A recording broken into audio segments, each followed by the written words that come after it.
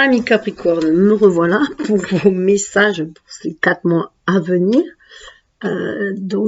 Principalement septembre, octobre, novembre, décembre, si on reste sur du temps linéaire. Sinon, les messages sont intemporels et ça peut être à partir des 4 mois où vous regardez. Et peut-être que vous regarderez que cette vidéo et non le tirage, puisqu'elle est complémentaire du tirage sentimental pour cette période-là. Mais là, ça a coupé. Donc voilà, donc je donne les messages. Alors, si vous avez envie d'aller voir le reste, allez voir le reste. Si cela vous suffit, prenez ce qui vous suffit. En tout cas, suivez-vous, écoutez-vous, voilà.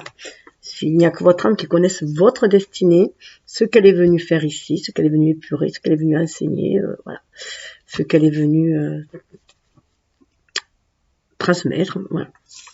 Donc, vous pouvez faire les choix entre les 3 oracles proposés. Comme je disais, ce sont vos choix qui déterminent le tracé de votre destinée, même si votre âme a élaboré le plan de base, la trame avec l'univers, qu'elle s'est donné des objectifs. Après, c'est vous qui choisissez le chemin à parcourir pour aller vers cet objectif-là, même si vous en êtes inconscient.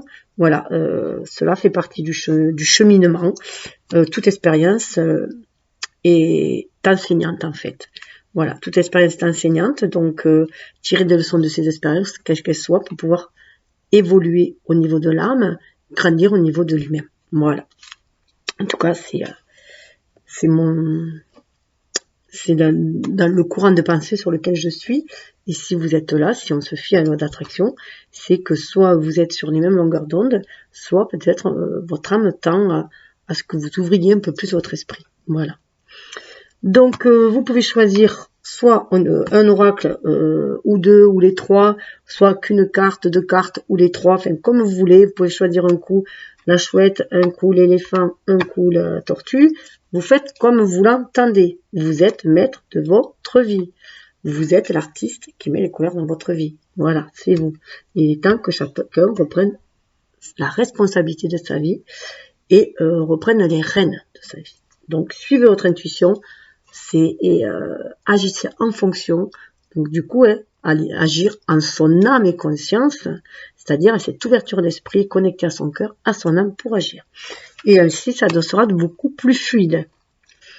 Donc l'univers veille sur vous, je mettrai dans la barre de description, vous dit, vous donne comme affirmation pour vous aider à vibrer. Ah, par contre, voilà, je vais juste avant vous donner les 3 cartes d'énergie qu'il y avait aussi à choisir. Ça peut être intéressant pour ceux qui restent juste là. Je vais pas refaire le tirage.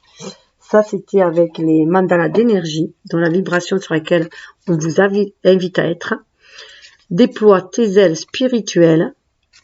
Le temps est venu transformer la chenille en papillon. Déploie tes ailes spirituelles et lance-toi dans les airs. Laisse le vent de la liberté t'accompagner. Et je vous rappelle juste que pour l'énergie féminine ou l'énergie de la personne qui regarde, on avait quand même le papillon. Donc, ça peut être bien sûr, moi je le présente comme un cheminement, comme des étapes. L'amour et la réponse. Insuffle à ton quotidien tes relations et ta vie entière. Insuffle à ton quotidien tes relations et ta vie entière le pouvoir de l'amour. Tu obtiendras des résultats étonnants et réjouissants dès que tu combleras le vide par l'amour. Il y a des personnes qui peuvent se sentir seules. Chakra cœur, chakra sacré, même si on est connecté à l'univers, on est aussi dans le chakra sacré pour manifester, s'aligner, du coup, tertienne. Tu changes le monde par ton existence, tu transformes le monde chaque jour en route vers un lieu plus beau et plus diversifié. Le monde a besoin d'être comme toi, il a besoin de ta singularité. Merci d'être toi. Chacun est unique et chacun est un élément essentiel de ce monde, cette trame universelle. Donc, sur ce, je vais aller. Et sous le deck, on avait la vision de ta vie. À quoi ressemblerait ta vie rêvée en faisant appel à ton imagination et tes plus belles sensations? Commence à écrire en conscience le scénario de ta vie, rêve et crée. On prend conscience que on peut créer ce dont on rêve, que la pensée est créatrice et que nous attirons ce que nous vibrons. Donc, rêvez, ce que vous désirez plus profond de votre âme, en dehors des désirs de l'ego. Formaté par la société. Donc, après l'un qui dit merci à l'univers de m'aider à voir au-delà des limites de ma peur. Merci de développer mes perceptions pour que je puisse voir le meilleur en toutes choses. On est bien là dans la vision de la vie. Au lieu de prier pour obtenir un résultat, je prie pour le grand bien de tout. Dans un nouvel changement de vision aussi, on n'est plus dans une vision égotique, on est dans une vision beaucoup plus large, où on prend conscience de notre lien avec les autres, avec l'environnement. Donc on devient beaucoup moins individualiste et beaucoup plus altruiste, et à vivre ensemble aussi. Ce qui amène à je suis l'énergie d'amour de l'univers. On se reconnecte à cette unité, à cette énergie d'amour universel. On prend conscience que si on est dans l'abondance et la créativité, on attire l'abondance. L'unité est ma vraie nature. On se réunifie, c'est de polarité, son énergie yin, yang, l'énergie qui nous permet d'être intuitif dans la réceptivité des messages de l'univers, à l'écoute de nos émotions, à l'écoute de nos sensations, de tous nos sens pour nous guider. Et à côté, l'énergie yang pour pouvoir agir, planifier et agir justement pour la réalisation de ses rêves.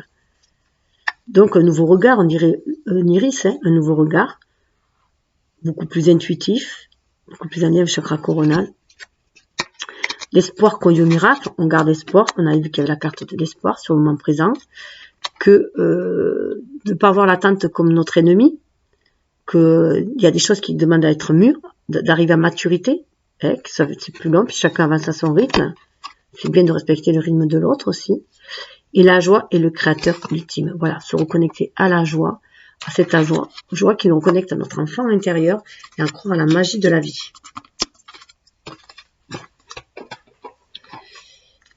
Ensuite, avec la magie de la vie, justement, on nous parle de dignité.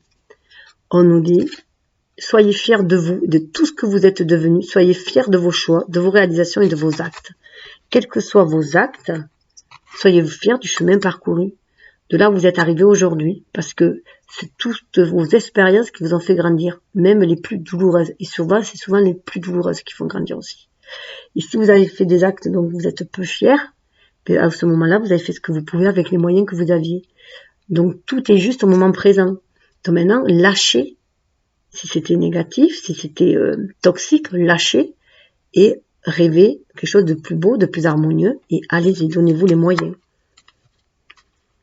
On reprend aussi avec cette dignité notre pouvoir d'action. Le dragon, c'est notre énergie, notre pouvoir.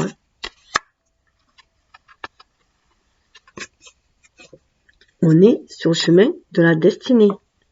Dans la destinée, vous voyez, on est notre famille d'âme qui nous guide pour aller vers notre famille de cœur ici, pour œuvrer ensemble.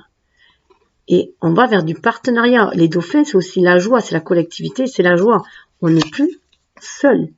On prend déjà conscience qu'on n'est jamais seul, que l'univers nous guide, que notre famille d'âme nous guide pour manifester ici dans la matière.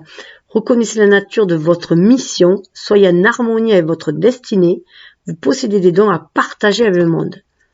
Possédez des dons, des qualités, il faut les partager dans ce monde. C'est pour ça que maintenant, on prie pour la collectivité, la communauté en tout cas, mais vers des personnes qui vibrent comme nous. C'est s'assembler avec des personnes qui vibrent comme nous pour œuvrer ensemble. Et ne plus œuvrer contre quelque chose, mais œuvrer pour quelque chose. On sort de la dualité, on va vers les duos.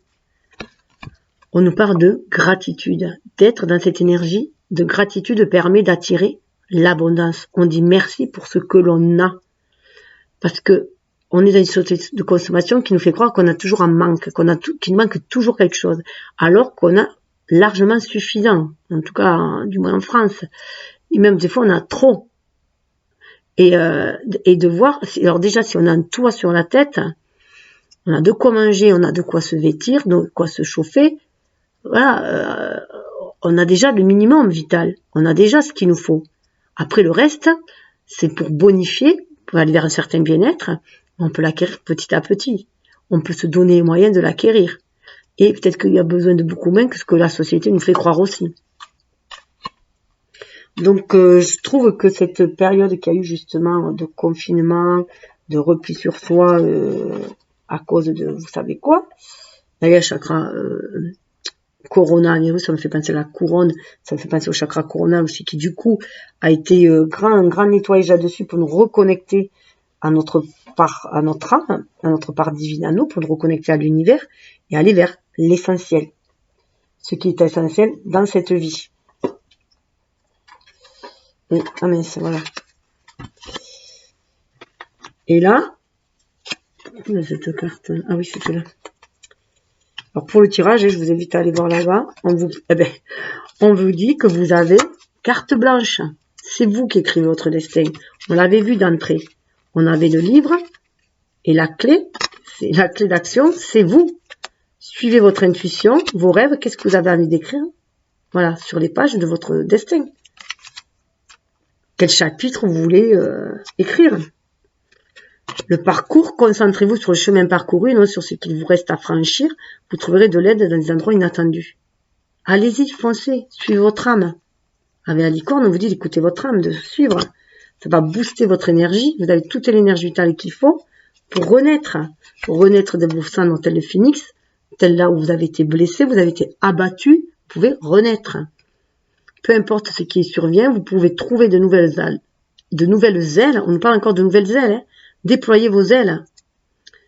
Renaissez des cendres du passé, acceptez le changement positif qui s'annonce. Il y a vraiment du changement qui s'annonce. On vous dit que tout est cyclique et là vous entamez un nouveau pèlerinage. Vous êtes en route vers votre pleine maturité, votre âme est impatiente de connaître le chemin, vous seul savez quelle voie emprunter. Et ça va être une véritable métamorphose. Vous voyez encore le papillon. Vous métamorphosez, vous sortez d'une période où il y avait c'était pas de la stérilité, puisque c'était une transformation intérieure à l'image de la chenille dans sa chrysalide, la chrysalide et la chenille, mais il y a une belle transformation, c'est un temps de transformation en fait, d'intégration. Là, vous êtes prêt pour aller vers une nouvelle quête qui va amener la guérison, et vous allez pouvoir passer à l'action pour réaliser ce que vous êtes venu réaliser. Ayez confiance en vous, vous en avez la force. Vous avez cette énergie en vous, hein. Ça fait partie de votre véritable nature aussi. Donc, reconnectez-vous aussi à cette nature qui est en vous, qui est connectée, hein, et pour pouvoir ancrer les choses dans la matière, sortir des choses trop conventionnelles, trop carrées, trop terre à terre. Voilà, croyez à la magie de l'univers. Alors, avec les anges de l'amour, on vous dit que ces sentiments sont romantiques.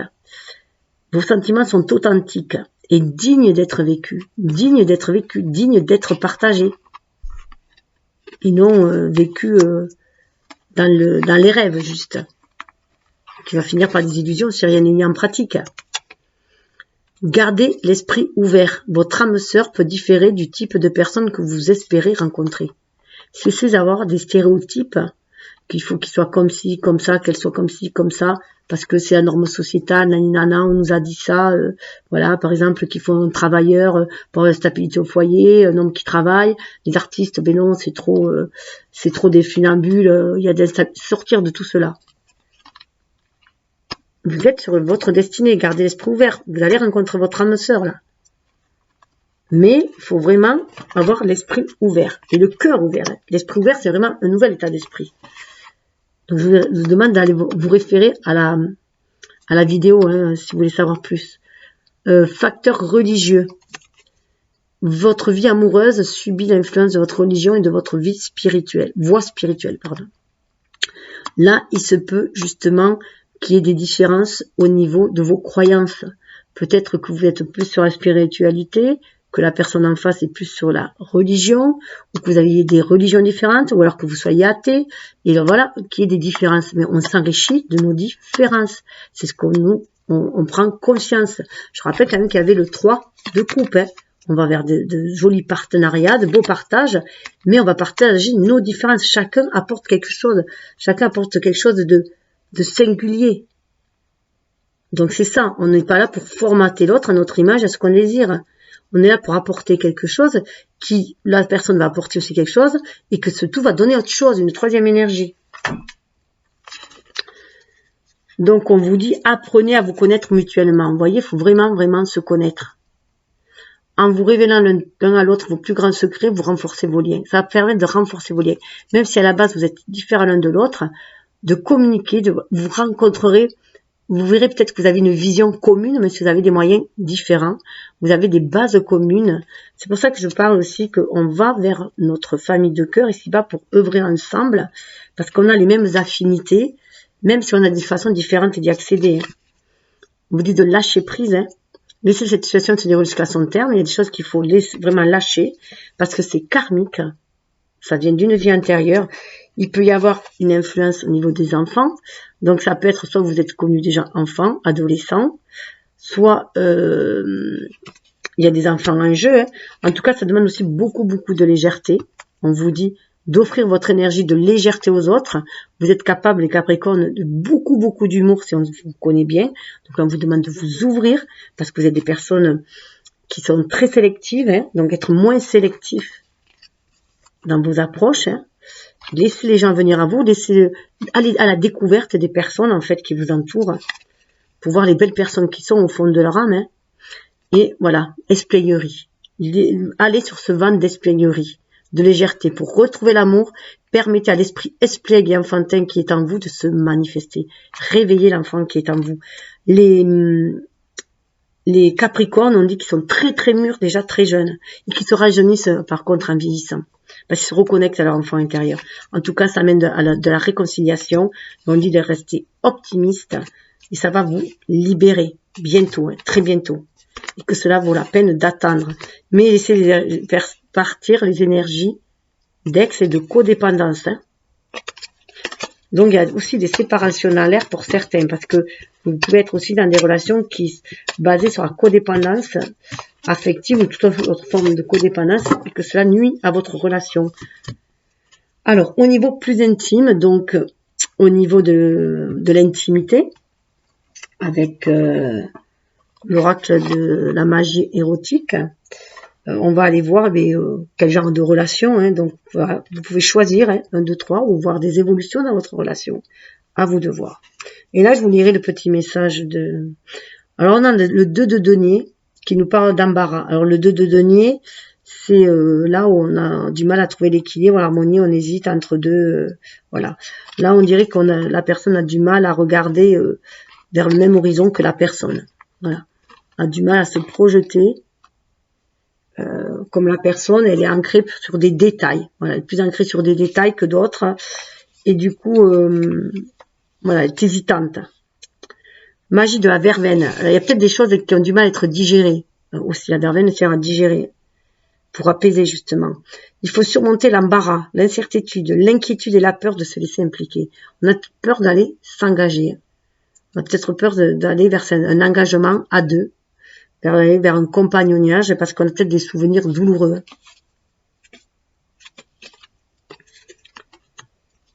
Là, nous avons le roi d'épée. Alors, ce roi d'épée, il y a une position quand même de dominé. Donc, on est peut-être dans l'idée d'un schéma relationnel, on est peut-être là-dedans, où l'homme domine, où la femme est plutôt asservie.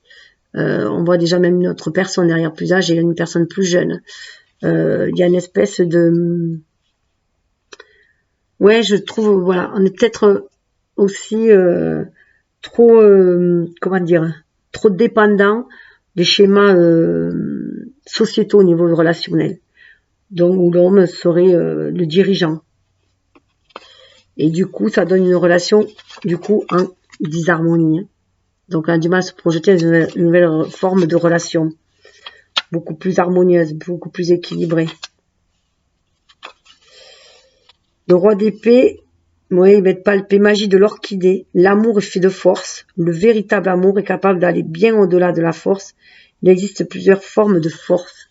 On dirait presque même que la personne derrière, qui est plus âgée, alors soit elle espionne, mais soit elle a été demandée de regarder, peut-être aussi. Enfin voilà, peut-être avoir aussi un nouveau regard, si on a une certaine maturité, un nouveau regard sur les rapports entre hommes et femmes, pour sortir de ces rapports dominants-dominés. qui malheureusement est le socle pour l'instant des sociétés actuelles aussi. Hein. Être dans la dualité. Ce qui peut du coup a pu engendrer aussi chez certaines femmes cette reine de Pentacle, qui est la femme est obligée de se battre, de s'affirmer, et du coup elle a pris le pouvoir, mais du coup on a un homme, vous voyez là un peu plus, qui du coup est dominé. Donc on est toujours dans un rapport dominant-dominé, d'où cette inquiétude, hein, voilà, cette peur hein, de s'engager, hein, puisqu'on ne trouve rien d'équilibré, d'harmonieux. Alors c'est peut-être le genre d'énergie qu'on vous demande de lâcher hein, pour prendre son envol, pour sortir de ces énergies asservissantes justement, de codépendance. Ou bon, peut-être que chacun y trouve son compte. Si chacun y trouve son compte, c'est très bien. Mais si on commence à se sentir enfermé, asservi dans ce genre de relation, il faut en partir. Hein. Tant qu'on sent que c'est disharmonieux.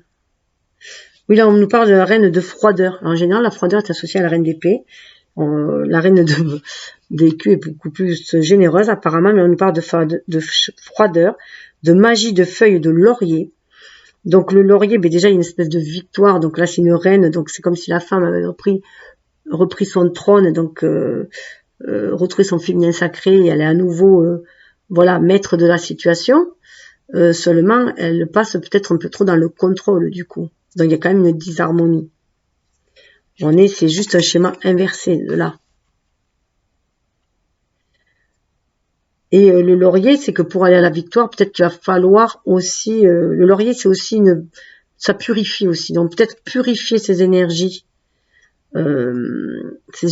basses qui peuvent devenir très toxiques au final, à la fin, lorsque quelqu'un se sent diminué, si on peut dire. Hein.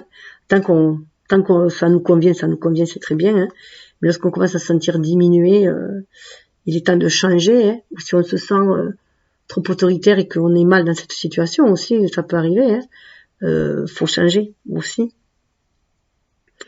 Et aller butiner ailleurs, si on peut dire. Hein.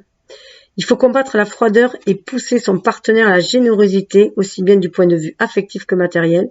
Ceci apporte dans le couple la tranquillité, sécurité et sincérité.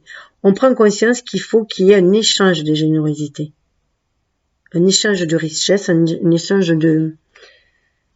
d'attente, un échange d'affection, un échange d'attention, je voulais dire, voilà. Et sortir de ces situations où il y en a toujours un qui attend après l'autre, voilà. Sortir de ces rapports-là. Parce que dessous, nous avons un ermite, hein, qui est dans le refus. Voilà, il y en a beaucoup qui étaient dans leur grotte, qui refusaient justement ce genre de relation amoureuse, où peut-être justement il y avait trop de rapports dominant-domino, trop de rapports de force, et qu'il y avait une disharmonie, voilà, qui se sentaient mal à l'aise dans ce genre de relation, dans ce genre de rapport. Donc on refuse, mais ça peut être aussi un refus de la passion, parce qu'il a peur que la passion soit dévorante, hein, débordante, peur de fusionner. Vous voyez, cette peur de fusionner, alors qu'il y a un renouveau, de ne faire qu'un avec la personne, de se perdre peut-être aussi du coup dans cette fusion de passion, d'amour, hein, alors que l'on peut aller vers un renouveau. Il y a quand même l'œuf là qui nous parle de renouveler sa passion, renouveler ses rapports passionnels, parce que là il y a quand même un rapport harmonieux. On arrive à une espèce d'achèvement, d'assouvissement de ses désirs, hein, mais dans l'harmonie, l'équilibre. Et on peut arriver à cela. Mais il y a des réticences pour l'instant, semble-t-il. On a peur des passions dévorantes, de perdre sa liberté peut-être, hein, aussi. D'être dans des codépendances affectives et d'avoir du mal, vu les schémas qu'il y a amoureux, et puis les exemples qu'il y a autour. Hein, on peut se sentir du coup très frileux, et puis bon, déjà c'est propre expérience qui peut avoir un effet un peu... de mettre l'amour, vous savez, avec des drapeaux rouges. Ouais, non, tombe pas amoureux, tu vas avoir mal. Tombe pas amoureux, tu vas voilà, la corde au cou, tout ça. Donc tout cela aussi peut y jouer. Donc, eh bien, écoutez, prenez ce qui vibre en vous, laissez couler le reste. Je vous souhaite un bel automne. Donc, on arrive aussi à la période d'automne où il faut lâcher pour épurer, voir récolter ce que l'on a semé, prendre conscience que on récolte ce que l'on sème de toute façon. Donc, faire attention aux prochaines graines qu'on va vouloir semer, et les entretenir. En attendant, préparer le terrain. Allez, je vous souhaite le meilleur. Bye bye. Vous pouvez bien sûr partager, liker, faites ce que vous voulez.